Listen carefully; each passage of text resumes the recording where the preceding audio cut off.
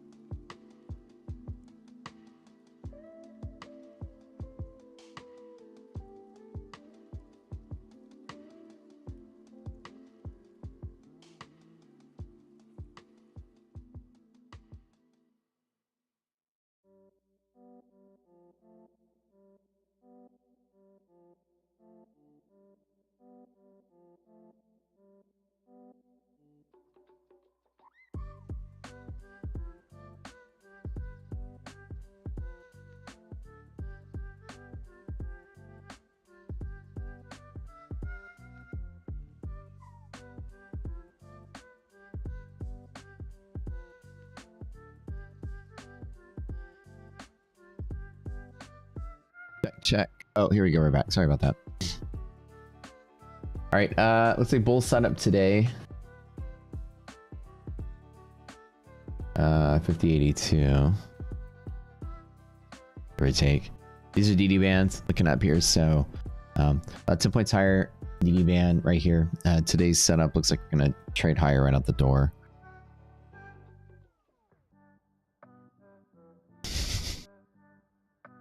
Yeah. FF7 lo-fi. Yeah. Oops. You nailed it. All right, so today, here to here. It's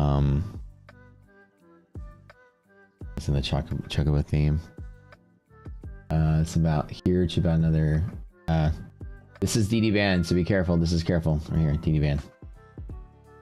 So this could be early resistance, so be very cautious.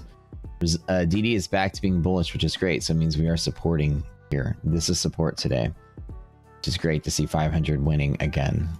But even if we do sell off, which is still questionable, because whenever we hit this DD bands, it's gonna be a big deal. So this is proxy DD band on Nasdaq. It just tapped. So this is your first run of resistance. Right now, monthly hedge resilience is negative, so I wouldn't likely. This is a kind of like lower probability, lower probability that this actually takes off, because this is break is likely, right? Likely. Breaking monthly is not a good sign, so break is likely. So be very careful here. Once I just noticed resilience monthly is negative, resilience weekly is positive, so the break is likely to support at half gap and come higher. So if I were to take a guess today, we are going to come down, bounce against that, and then try to attempt to sell off today. with hopefully 500 hangs in there. Let's make sure this number stays greater than half. Support if greater than half. All right, we all know all the rules we look for today. Unfortunately, you get that monthly hedge pressure resiliences are negative, so these yellow lines are likely to break. They're not going to hold that easily. You're echoing? You might have me on in 2 different places.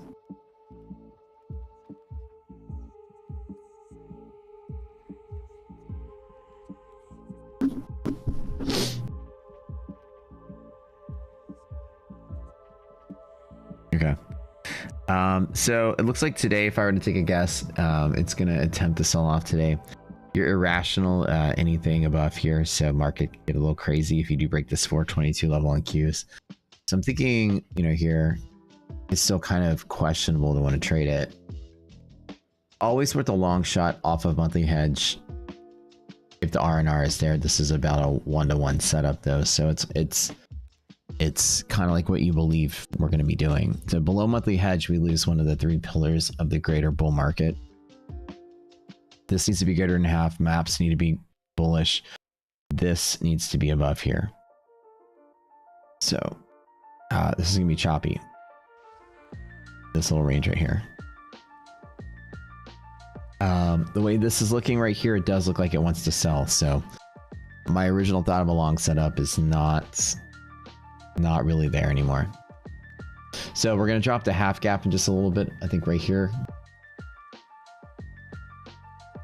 And then that's it. Let's check out monthly maps today really quick.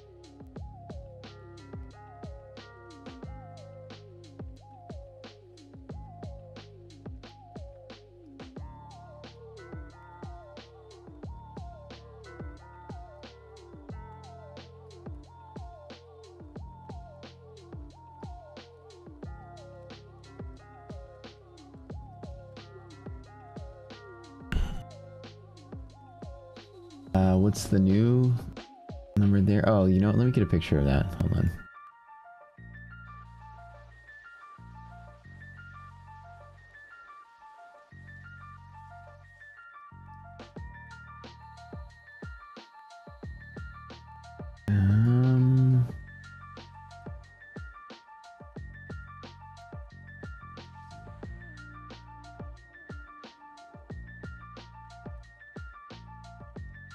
Here it is. Hold on.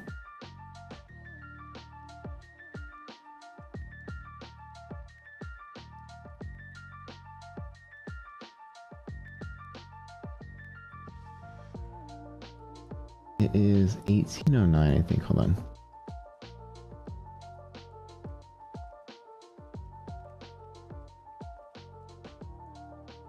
$1807.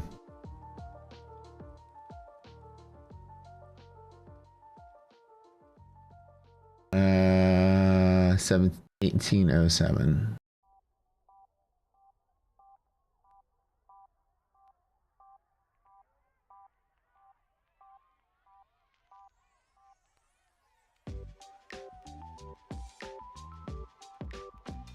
Oh, is that the gold saucer theme? You FF7 fans out there. In honor of Rebirth. That's a really good game.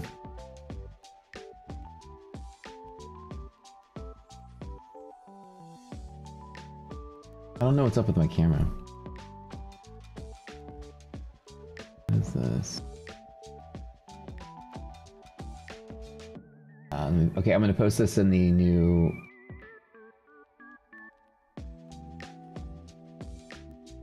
movie area.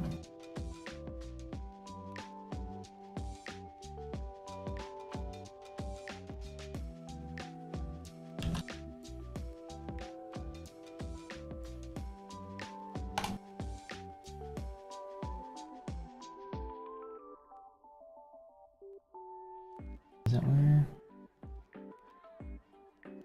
That's so weird because I post them every month and it's... Where is the rest of the post? Did I move them?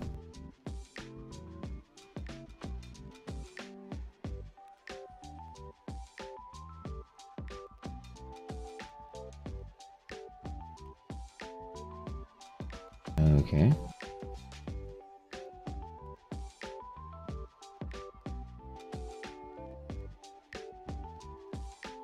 Don't I? Is there a channel? I post them everywhere. Hold on. What the heck?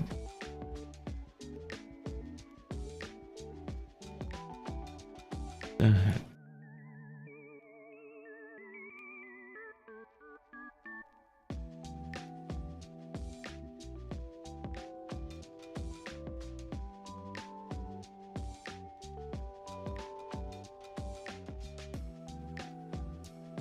Okay.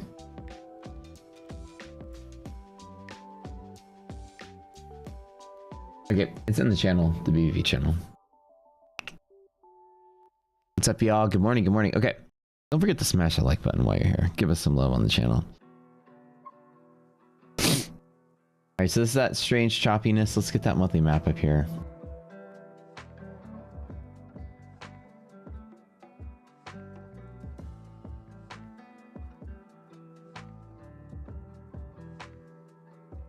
Yeah, still bearish setup here. So it's gonna be interesting to see if this tries to climb ahead. We fell to 5,000. We might have 2 or 3 days of trying to move higher. I think that at least over kind of like the landscape of this. Sorry, try to move lower before it tries to move higher. You can still see there's still that liquidation kind of event kind of looming here. So as the market maybe trickles higher, even if it does, I don't see it safe enough to take a long here, but if it does continue to push, it could be short-lived.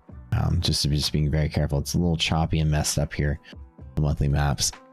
So it's kind of hard to pick a trade, so I'm not doing anything right now. I don't see, like I said, I'm waiting for really good setups in this environment. These 3 or 4, you know, you guys haven't seen me really do much in a week because I don't touch markets when they do this. It's really easy to see it and easy to just sit out. I think it's a little crazy. S&P is a little more stable. It looks like it's actually trying to hold up. So with the Nasdaq being not so stable, the S&P being slightly more stable. Looks like the liquidation kind of rounds off right about now. So the S&P could find some ground to rally. So the way that it's looking is that while Nasdaq still looks a little weird, S&P is trying to get its foothold in again. So the S&P is indicating that it might have potential to squeeze up. So maybe this morning I didn't necessarily get it right. I think that I was looking at this and it doesn't look so appetizing. I didn't make a trade, so I say didn't. When I say didn't get it right, I didn't. I thought it was gonna still continue to sell, but I didn't make a trade, so I'm sitting on it. So it's cool. If you don't know and you get it wrong, it's okay. Monthly res being negative, it still hints at it. This could break. So we're very close. You hit that DD band on Nasdaq. It's just market's kind of ending its day, anyways. Most of the trading took place overnight, so this is the irrational part of the market. It could very well be a bull fake out and be choppy. So this is just up to your discretion. Did I put 18.7 in the Discord? Oh, my bad. Put this out here.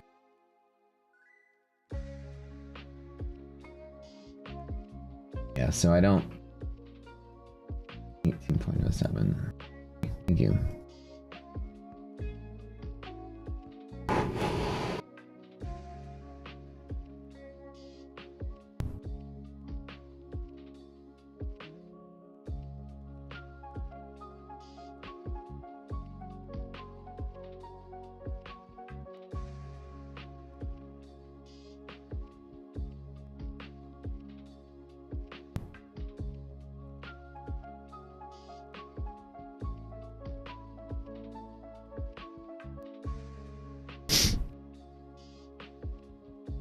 Could very well be an early teaser of something that comes. So like I said, I'm looking at this and it doesn't look good enough. It still looks a little tricky.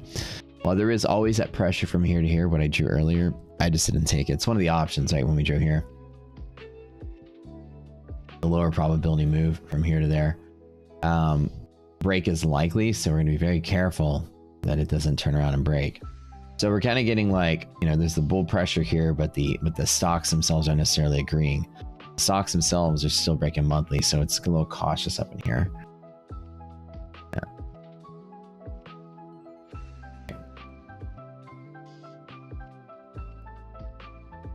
I don't trust it.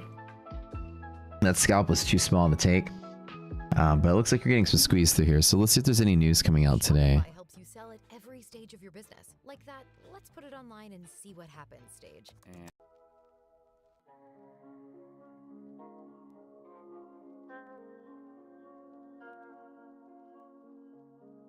We have the services PMI. Oh yeah, that is coming out right now. Okay.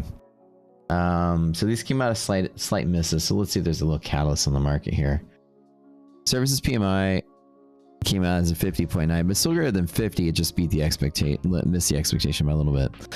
Global manufacturer PMI 49.9, under the 50 for manufacturing. So there's your catalytic move. That's just whenever you go into those news events, you just can't really predict what they're going to do. 50, 86 is a yellow line liquidity pivot here. So we're bumping into a couple of, ignore this one right here.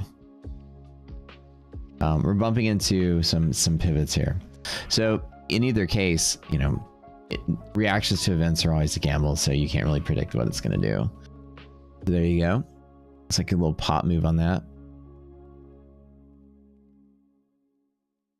Really easy break on NASDAQ. So this looks like it's not going to sell off today. So moves like this look pretty solid. But like I said, it's just fishy from the start. You know, I don't chase shorts. That's one thing I always tell you guys I never do. I have a whole video say I don't chase shorts.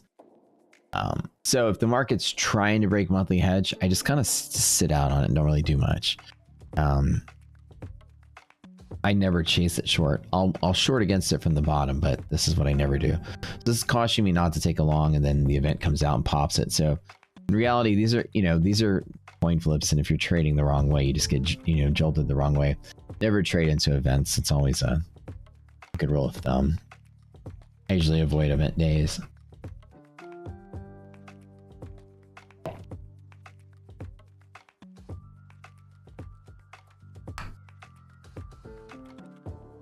In other news, this is the first time in I don't know how many years my blood pressure has been below 150. Today, I'm excited.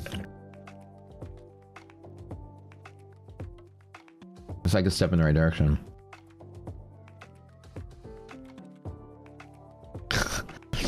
Yeah, you guys give me all kind of tips, man. I'm doing like severe lifestyle change. Hell yeah, baby.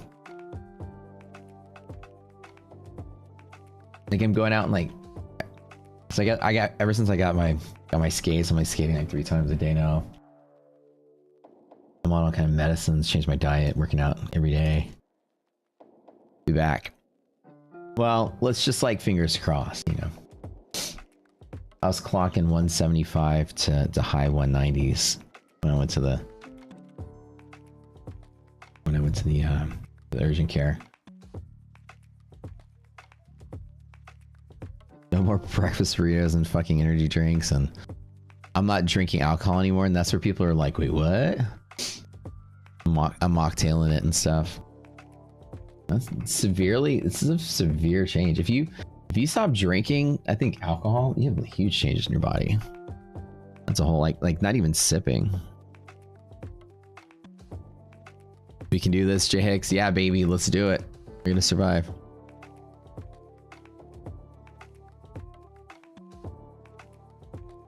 Eat less red meat and sleep better. Yeah, dude, I'm doing like fish, chicken. I'm cooking every day, so we'll see. Let's see if we can win this fight. This is the third time I was hospitalized in a 365-day period for BP. But I wasn't taking anything. Now I'm taking some meds, and it's help. They're definitely helping, but I feel cool. I feel better. But yeah, it's a lifestyle change. I kind of wasn't being so healthy for a while.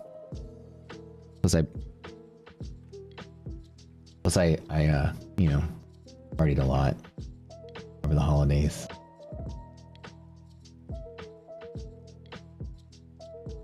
I don't think I've had alcohol in like a week. Maybe longer. Maybe like 2 weeks. Let me move this down so I can read all these drawings. So when markets are rational like this, y'all, it's hard to and on event days, this right here is impossible to predict. Don't let anybody tell you otherwise. Your indicators cannot predict direction after an event, up, down, hard to say. So my only job is to try to find trades before events or after events if they exist.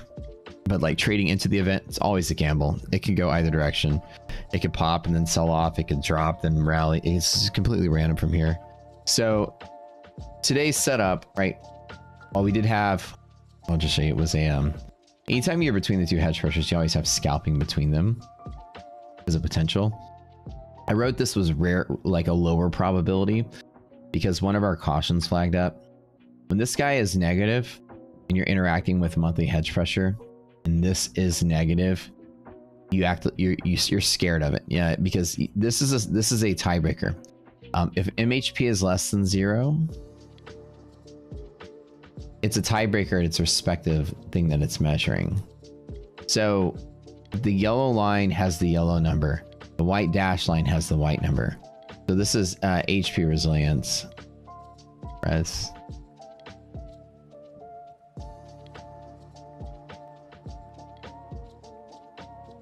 Less than 0. So when you're bouncing right here, this number is less than 0. It's a part of a caution.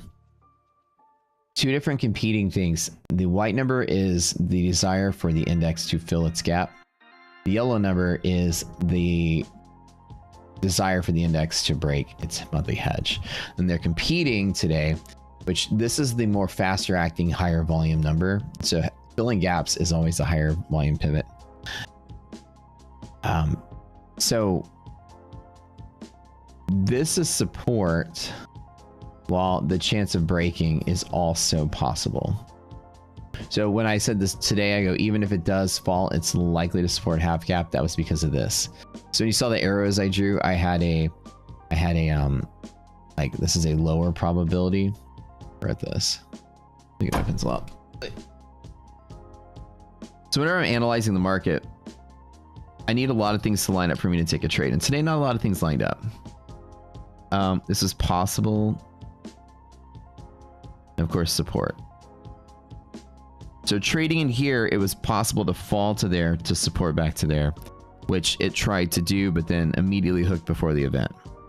So my initial thought was that it was going to dip, and then maybe I would grab a long down here and on bull zone or half gap. I was saying, okay, it's probably going to break this because this was negative. So drop down to there, and then it just hooked back up. And so you can't always predict every single piece of this. So in either case, I didn't take the long here because I was worried that it was going to break. So one of the flags is there. The greater bull market starting to recover. DD ratio. That's bullish. Trading above monthly hedge now. That's bullish. And then monthly maps. Now, for S&P is bullish. For NASDAQ, it's bearish. So things are starting to repair-ish right now. Look a little bit better after this open. So hopefully the market does. I'm still in the boat of the greater bull market in general. Just how long the market's going to try to sustain some selling before it does reverse. Like I said, I'm in the boat of 5,500 S&P by end of summer. Still there. Still not changing my mind. I'm probably the most bullish guy in Wall Street. Nothing really bearish yet. But just today, we're kind of just waiting on this one just to see. Walking is the best for high BP. Oh, yeah. Well, walking and I'm walking or I'm like skating like 3 different times. So I live in the city, which is nice. And I get this like nice little stretch of paved road that's just like straight one-way streets where there's no cars where I live at this time of day. It's great.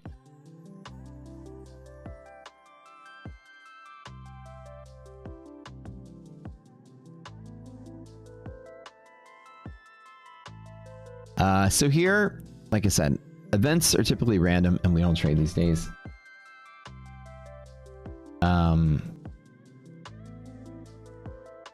But it is looking like it's bullish recovery. So the lower probability was that was going to bet, but the lower probability move took off. And then the event supported at hedge pressure. That's the bull long up setup to dip to buy on if anybody were trying to chase the long. And then that's it. So today, missing out on a small update, that's okay.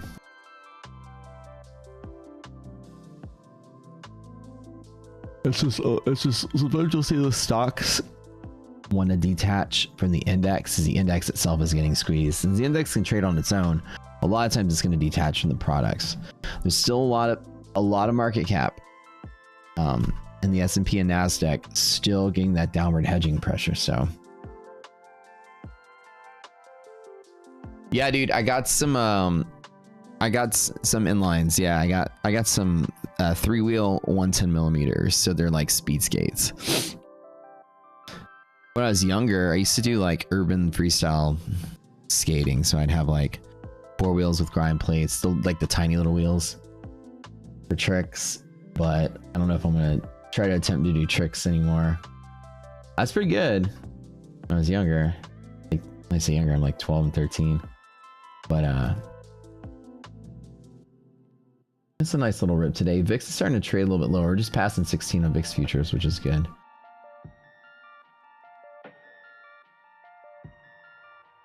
How can index detach and how's your price? Yeah, no problem. So the index is its own entity with its own supply and demand.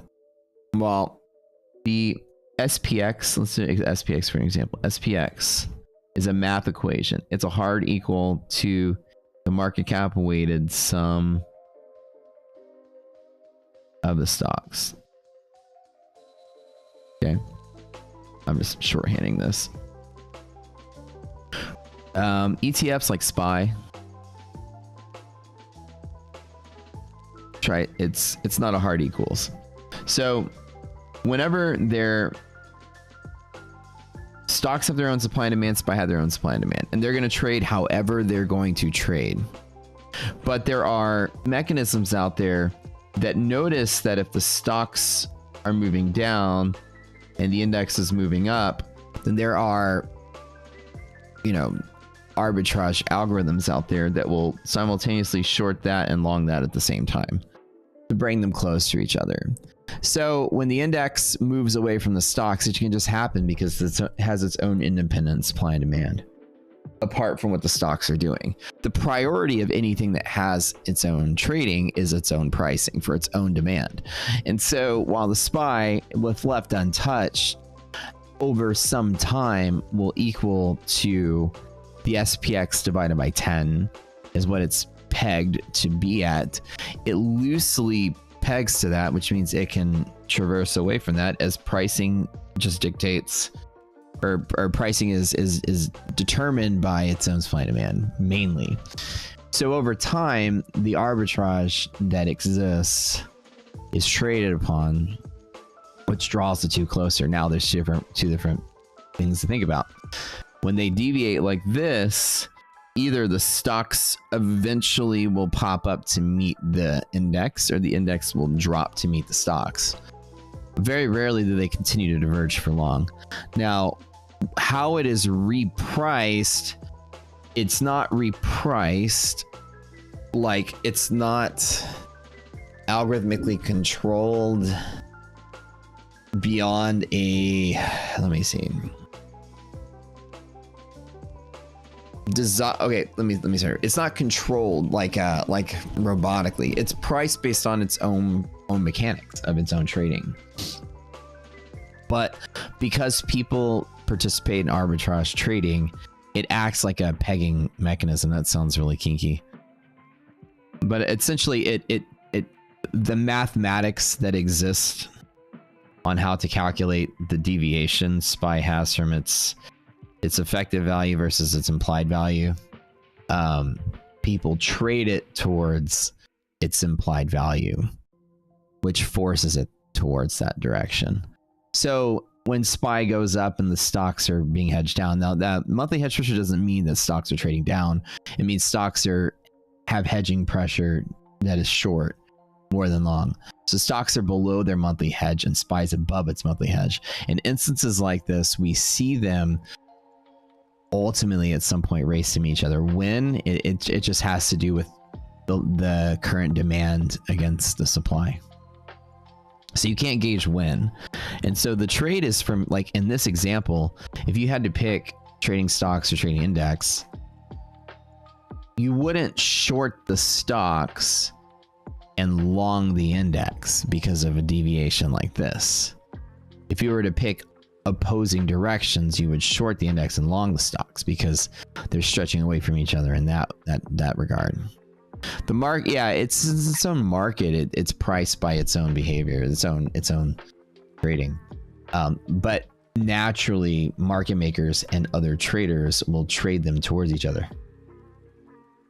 So if you were trying to trade the arbitrage, the direction I showed on the screen is the direction you pick, because that's the direction that they're being pulled away from each other. The S&P is being pulled up and being hedged higher off of monthly, while the stocks are being hedged lower below the monthly. So when they meet, they're more likely to meet in the middle. Like in a 1-for-1 trade, if you were to short the index and long the stocks dollar for dollar in an equally weighted basket of all the stocks that you bought, a certain percentage of all of them to equal weight it, and then you shorted equal amount, dollar amount of SPY, you technically will make money on that trade every time, because the probability that they infinitely diverge is practically zero. Like SPY doesn't go to infinity while stocks go to zero. At some point, they're going to meet in the middle-ish. So the stocks are going to rally faster than the index will rally from this point here. The index will sell, if it sells, faster than the stocks will at this point from here. So the arbitrage trade behaves, and when you draw the squish direction like this over time, if the stocks continue to sell, the index is likely to ultimately lose its momentum and sell faster to meet up. So this trade, the long loses more than the short gains. So ultimately a trade like that wins. Or if the index pops up and the stocks still trading down and start to rally, the index is not going to rally faster than the stocks. The index will likely stay here, and the stocks ultimately will like rush to catch up as people trade them towards each other. So because the mechanism of arbitrage is to trade them towards each other, it's always keen to understand that when making trades like that, you join that mentality. So, and now, do they have to diverge? I mean, do they have to converge today? No. Do they have to converge this week? No. They don't ever have to converge. You always see pressure trying to push them towards each other, though. So either the index comes down and stocks go up, or the stocks go up faster than the index goes up and they all go up, or the index turns around and sells off faster than the stocks do to catch up. One thing you just don't do is bet on divergence, because that doesn't happen. Chances are they're going to meet each other somewhere. So in this regard, there's a bunch of right ways to trade this. There's only one wrong way to trade this. The wrong way would be to simultaneously equal weight long the index while shorting stocks, because that would be betting on the two of them diverging, which that's always short-lived. At some point, they're going to snap together. Right. So betting on convergence is always the better arbitrage trade. So in this, just to recap, it's doing this right now. Either the index moves faster than the stocks, they meet at the bottom. The stocks move faster than the index, they meet at the top, or they meet in the middle. So you'll notice that shorting the index trade is a longer arrow than shorting the stocks trade. Longing the stocks trade has a longer arrow than longing the index trade. And then meeting in the middle, they both have medium-sized arrows. But you don't take the short legs of those trades. The shorter arrows of those trades, sorry. Just shorting the stocks and long the index same time. This is why I say arbitrage. It means trading them both in both directions at the same time with equal weight in a portfolio to bet that they move towards each other. There's robots all day long out there doing that exact trade I'm describing. That opportunity is there. You're diversifying the index, and so mainly only stocks drive the index. Yeah, like stocks, yeah, they yank the index around. So if you think like the index is like an easy way to describe it. If you think of like the Old West, right? So if a little, I can't draw for shit right now. Little stagecoach, right? Right. And you have, here's your horse. I'm not even going to attempt to draw a horse person with a smiley face. This is the index. This is the stocks, okay? But like, you're going to have like rocks and stuff on the road, right? That even though the horse is pulling the carriage can hit a certain kind of rock in a certain way to bump it this way, which can cause it to swing all the way to the right as the horse. If you're trying to vision this with your brain, you're yanking something like, I'm going to draw from an aerial view. You're pulling something across, there's a rock on the ground. You're pulling this box across the rock and it hits it slightly off center. What is it going to do? Well, any engineer will tell you it's going to swing way to the left. As you're pulling the string over the rock, your trajectory is forward. This is going to bounce slightly. If you hit it directly in the middle, it's going to hit and then pop over. You hit it either right or the left, the string acts like a pivot, and it's going to, as soon as your wheel hits this, you're going to swing this way. So the cords are going to like pull this thing, and then it's going to flip it over and turn on its side. That's the whole image of this, because remember, Stagecoach don't have differentials on their gears, so these things will just tump over and just spill all your stuff. So the idea is that while the stocks do yank the index around, you can hit a rock with your Stagecoach and it completely flip on its side. Just because it's got its own dynamic that's dealing with that the horse doesn't deal with. The horse just gallops over the rocks, right? But the Stagecoach has wheels that are planted on the ground, so it has its own mechanism of traversing. Wheels that are radially spinning on the ground, right? Horse can just hop over it. So in the similar sense, the Stagecoach has obstacles that the horse doesn't have. Does that make sense? How to explain convergence to a 5-year-old? Yeah. So the index and stocks both have two different sets of obstacles they deal with, right?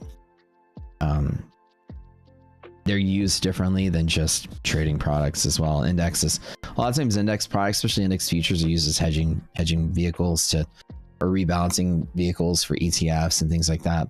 So a lot of them have their own independent mechanics that they don't really, while they're tethered together by a rope. In the rock and Stagecoach example, the horse doesn't experience rocks at all as a mechanic of slowing it down. So you're gonna have like things that are gonna yank it one way or the other.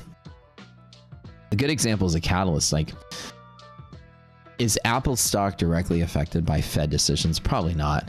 But it'll still trade in the direction of the index because of the arbitrage. The index flies up, then people are gonna buy all the stocks. People perceive like the greater market is the driving force for many stocks. And while people behave that way, the real driving force of stocks is like microeconomics, like they own companies' performance. But the stocks still tether themselves to index catalysts. Like today, if stocks are rallying off of PMI, it may hint that, you know, certain companies are doing better than others, but why would all the stocks rally, right?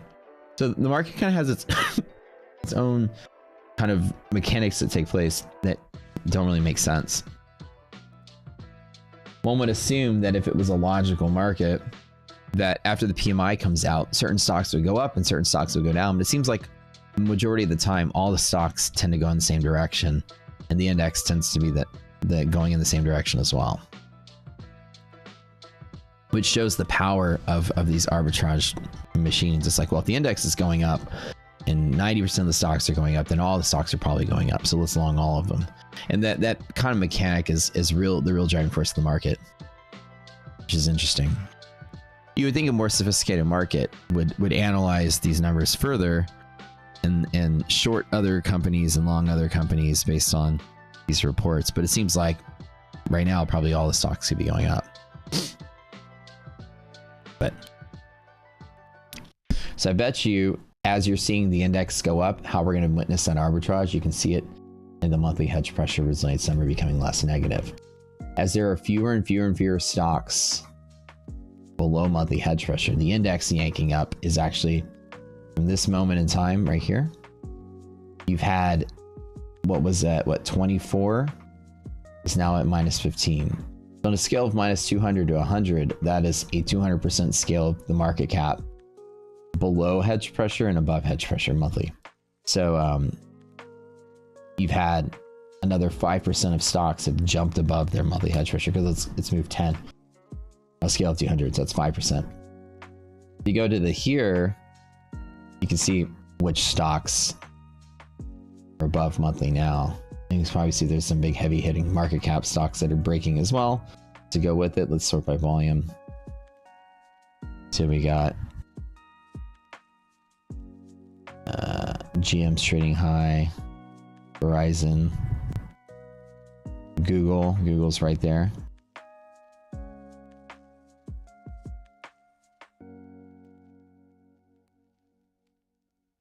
And see, Google's already above monthly. Micron, Uber, Meta. You can see 500 stocks are now above monthly. There's still a significant amount of market cap below. But yeah. So in this particular case, you see more and more stocks breaking monthly hedge to the upside. Let's look for that list. Let's actually use the scanner to find that. MHP break up right here. Boom. Boom.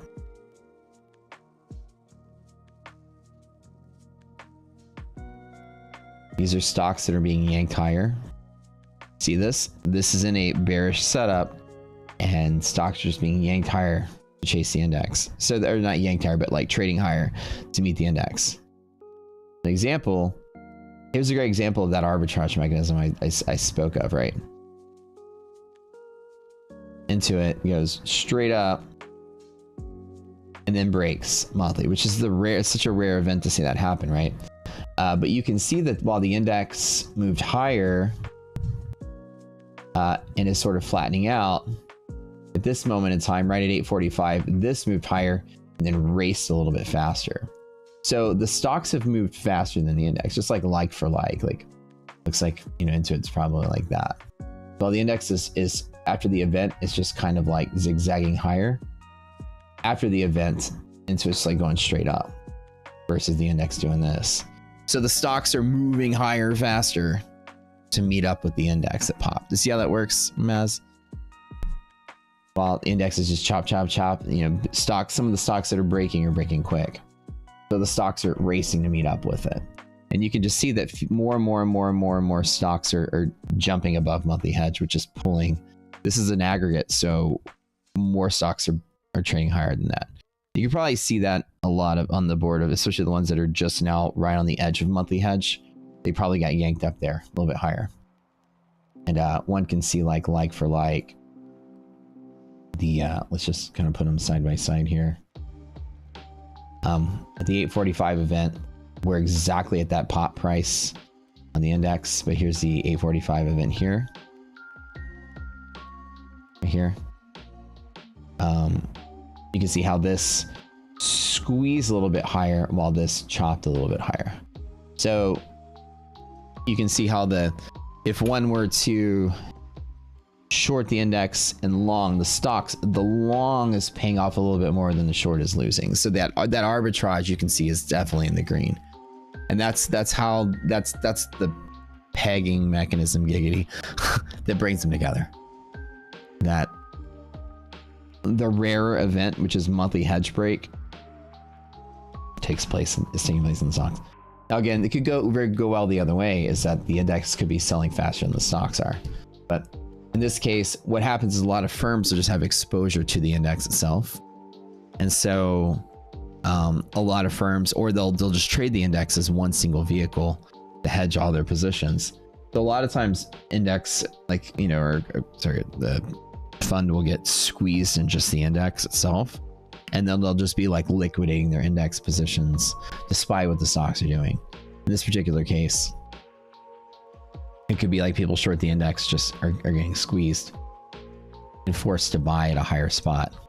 Whereas this is people wanting to buy to catch up. So the mechanic of how the trade takes place is a little different too. So you can see these stocks right here. The ones right on the edge are just now breaking or moving quick. CVS, kind of same thing, right? After the big pop, it's just chopping slightly higher. After the big pop, it's bigger V's to much higher highs on a percent basis. This just barely moved. This rallied pretty quick.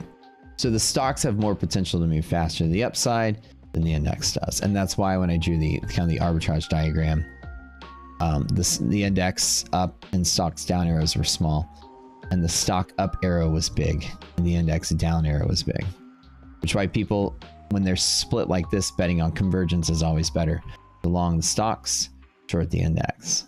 And that's what and that mechanism is what you see them kind of draw towards each other. But they could stay diverged for long periods of time. There's no mechanism that says they have to snap back any reasonable amount of time. They trade whenever they're trading. So if you have actual people squeezing or being squeezed or longing or shorting in abundance, it's going to overpower any arbitrage bots. But once that selling and buying pressure subsides, then you just have those bots try to draw the two towards each other. It's just neat. It's just neat to see it. And the way that you know the stocks are trading up to meet the index is because the index is interacting with monthly hedge, and monthly hedge resilience is becoming less and less and less and less negative, which means more stocks are breaking through monthly hedge pressure that are part of the index. When you break through, it starts to increase monthly res just by a little bit. So an example is like 19.4, 19.3, 19, etc. You have stocks breaking through, which is shifting monthly hedge pressure. So this is the stocks racing to catch up. Easy to see that. And if you sort by breakup, it's showing you the stocks that were below that have broken upwards. So there's 64 of them now. And you can see a lot of, here's Bank of America. Again, after the 845 event, you see the stocks they have the higher potential to run up. So there, you can just see a bunch of examples of that here. I'm just picking random stocks. I'll look at Dell after the 845 event. Do y'all see this after Dell? Look, it's just moving super quick. Relative to its own price, it's easy to see that the S&P relative to its own price is that. And Dell relative to its own price is that, right? Big difference in that upward trajectory. And then that's the arbitrage you're asking about. Pretty neat, right? I learn something every day. I explain convergence to a 5-year-old. You use the Oregon Trail method. I always like the stagecoach method, because when you think of a stagecoach, right? Because there's no differential in the gears. The back, the left and right wheels spin exactly the same speed. Therefore, when you make turns, one side should lift off the ground because it's spinning faster than the other side. Radial, like this, the same radians per second of a turn, you're gonna have one side spinning faster than the other. It's gonna create a little bit of lift. You're gonna topple your stagecoach over. So hitting like a teeny little rock, you'd flip over your entire stagecoach. I always like remember thinking like watching the things, the old westerns like wobble around.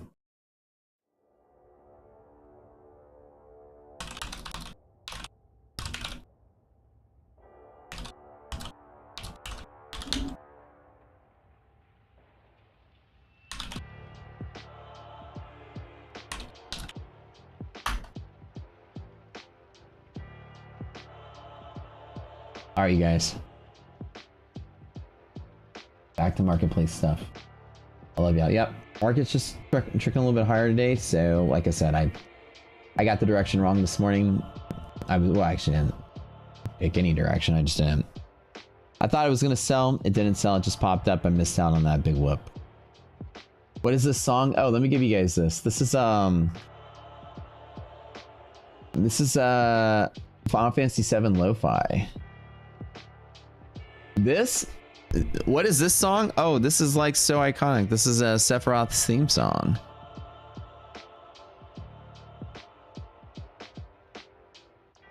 Did you ever play the old Final Fantasy VII, like the OG one? Are you getting nostalgia vibes?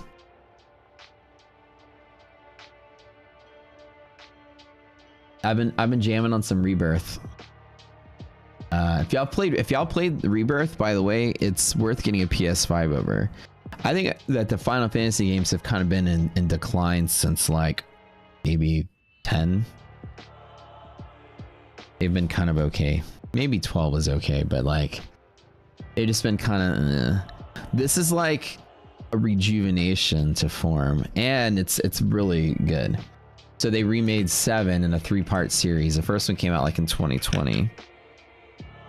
The second part came out. And the second part is like Godfather Part 2. It's infinitely better than the first part.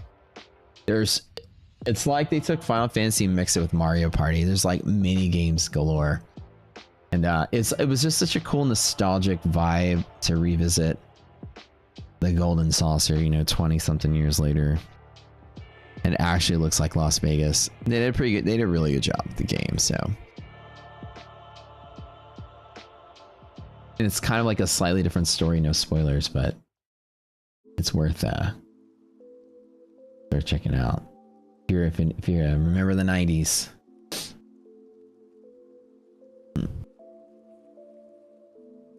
Yeah, it's good. So in honor of that, I've been jamming to some FF7 lo-fi. Let's see what my favorite song they have in here is. The Choco theme. I received.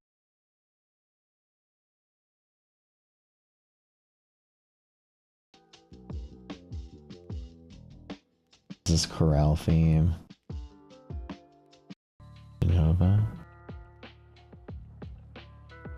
Saucer, Cosmic Canyon. Eric's One Winged Angel.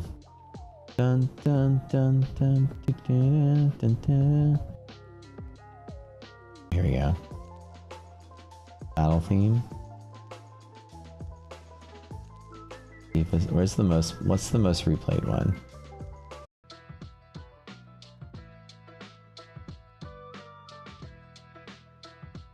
They did a good job with the Tifa theme.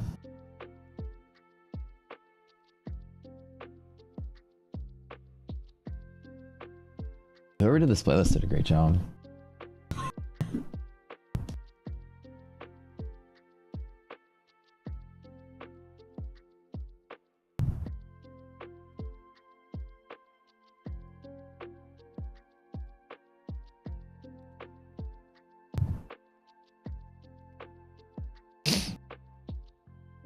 It's that time again, y'all. Time to bounce out of here.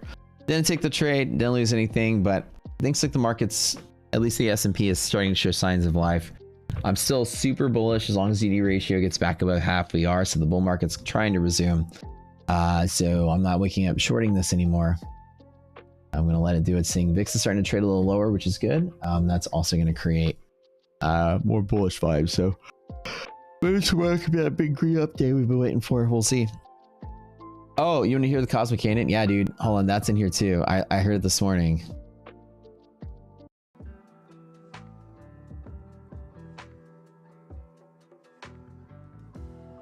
In Rebirth, Cosmo Canyon was fun to visit. They reimagined all the old school stuff and they just made it like so good. Like it's not just a remake of the same story and the same thing. Like they really reimagined all the different worlds you go to. So Rebirth is cool.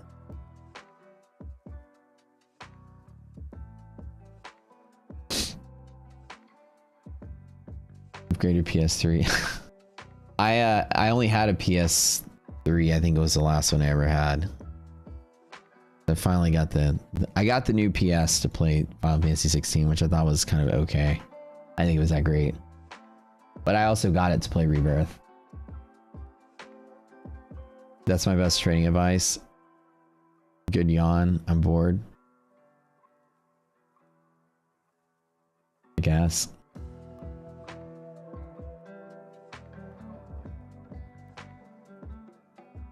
My best trading advice is that whenever you're not feeling it, fully feeling it, don't do it.